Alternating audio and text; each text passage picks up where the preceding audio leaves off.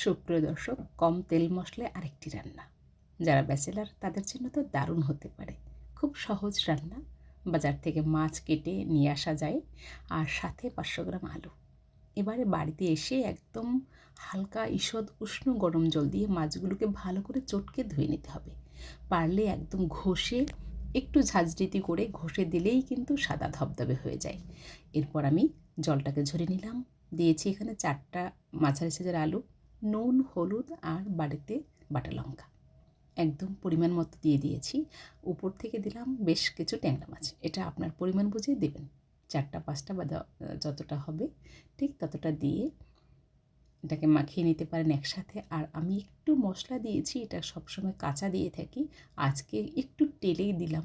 জিরে রয়েছে, একটু দারচিনি, এলাচ, গরম মশলা যেটা, আর গোলমরিচ।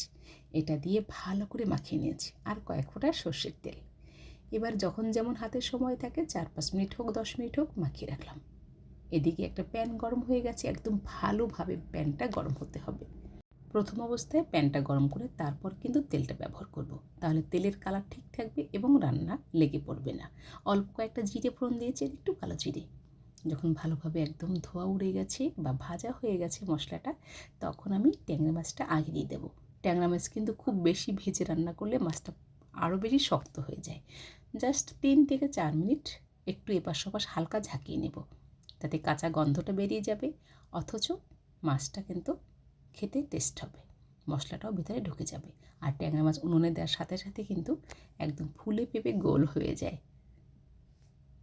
এরপরে সেই যে মাখিয়ে রেখেছিলাম আলু, ওটা থেকে একটু জলটা বেরিয়েছে। এবার এটা আমি ফেলে দেইনি, জলটা সহ এখানে আমি আলুটা দিয়ে দিয়েছি। আর জলটা যখন টেনে গেছে তখন মোটামুটি আলুটাও সিদ্ধ হয়ে গেছে, কষানো প্রায় হয়ে গেছে। এর মধ্যে আমি আর একটু নাড়াচাড়া দেইনি। সাথে দিয়েছি এখানে প্রায় 3 কাপ পরিমাণ, মেজারমেন্ট কাপের 3 কাপ পরিমাণ জল দিয়েছি, গরম জল, একদম টকবগে ফুটন্ত গরম জল।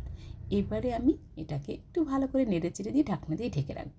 যতটুকু কষ্ট প্রথমে, এরপর কিন্তু তেমন কোনো ঝামেলা নেই। ঢাকনা দিয়ে ঢেকে দিয়েছি।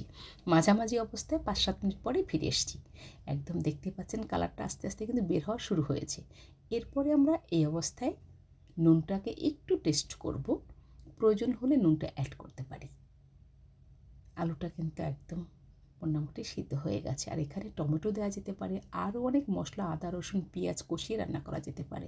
তবে একদম কম তেল মশলায় স্বাস্থ্যকর যদি রান্না হয় তাহলে এটা আমি বলতে পারি। এরপরে সেই যে ভাজা মশলা দিয়েছিলাম, জিরে, দারচিনি, একটু এলাচ, তেজপাতা থাকে, কখনো শুকনো লঙ্কা আর গোলমরিচ, এটাকে টেলে আমি গুঁড়ো করে রাখি মাছের রান্না করার জন্য। একটু নুনও কম হয়েছে, সামান্য একটু নুনটা দিলাম, কয়েক দানা চিনি আর মশলা। এবারে আবারও 3-4 মিনিট একটু মিডিয়াম ফ্লেমে ফুটবে ভালো করে। তারপর এটাকে আমি আস্তে করে দমে রাখবো আরও 2 থেকে 3 মিনিট। আবারও আমরা ঢাকনা দিয়ে ঢেকে দিতে পারি, তবে আমার আর ঢাকার প্রয়োজন নেই। ঝোলটা যখন প্রায় হয়ে গেছে, এবার উপর থেকে সামান্য পরিমাণ ধনেপাতা দেব। আপনি চাইলে আরেকটু বেশিও দিতে পারেন, আবার যারা পছন্দ করেন না তারা এটাকে এড়িয়ে যেতে পারেন। এর মধ্যে বেগুন দেওয়া যেতে পারে, টমেটো দেওয়া যেতে পারে, শুধু ট্যাংরা মাছ রান্না করা যেতে পারে। এবার শীতের দিন একটু আলুতে পাতলা ঝোল থাকবে, খেতে ভালো লাগবে। উনুনটাকে অফ করে দিয়ে ঢাকনা দিয়ে ঢেকে দিলাম 1 থেকে 2 মিনিট, জাস্ট দমে রাখবো। এরপরে এটাকে নামিয়ে গরম গরম পরিবেশন করব গরম ভাতের সাথে। তবে ভাতটা যদি হয় একদম সরু চালের ঝরঝরে ভাত, তাহলে তো কথাই নেই। আর যারা স্বাস্থ্যকর রান্না খোঁজেন আমার পেজটিকে ফলো করে সাথেই থাকুন। প্রত্যেক দিনের রান্নাগুলো হোক সহজ, সাধারণ, অথচ সহজপাচ্য এবং স্বাস্থ্যকর। সুপ্রিয় দর্শক, সহজ রান্না পেতে আমার পেজটিকে ফলো করে সাথেই থাকুন। যদি ভালো লাগে মতামত জানাতে পারেন, বানিয়ে খেতে পারেন। আবারও দেখা হবে নতুন কোনো ভিডিও নিয়ে। সেই পর্যন্ত সবাই সুস্থ থাকুন, ভালো থাকুন। নমস্কার।